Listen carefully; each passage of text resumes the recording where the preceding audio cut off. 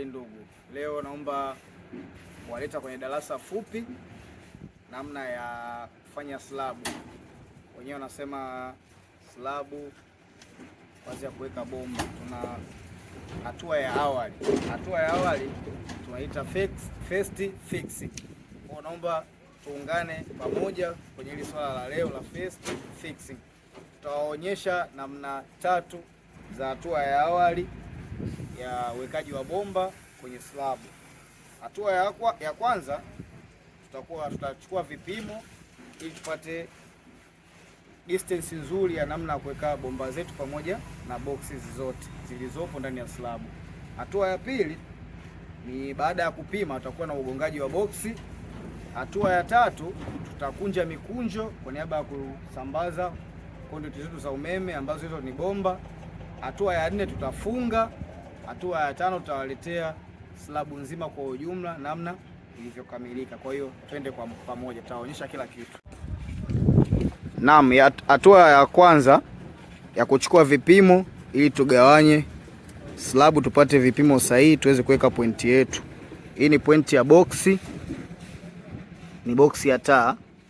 Tutavuta kipimo tape. Tutavuta kwenye kuta mwisho na kuta mwisho. Tutachola kwa kuweka marking ya chaki, au kama hautumii chaki tutatumia hata marker pen, chochote kinachoweza kuchola kwenye marine board. Kwa baada ya kupata kipimo, hatua ya pili tutakuonyesha namna ya ugongaji box. Hatua ya pili tutagonga hiyo box baada ya hatua ya kwanza kufanya vipimo na kuweka marking ya point. Kwa hatua ya pili tutagonga box yetu ya 4A box.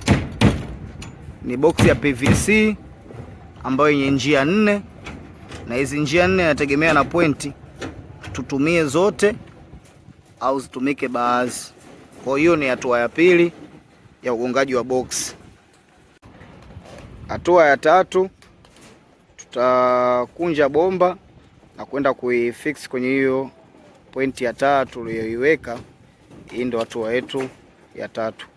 Kama mnavyoona hapo, fundi anaandaa bomba na kuipitisha chini ya hizo nondo. Ndio namna ya uwekaji mzuri na pia ni salama. Tunaweka bomba yetu chini ya nondo na nondo ili isiathirike kwenye namna ya umwagaji wa zege. Kama anavyoendelea hapo, fundi ataipunguza kama ikiwa ndefu ili ipate kuingia kwenye hiyo point.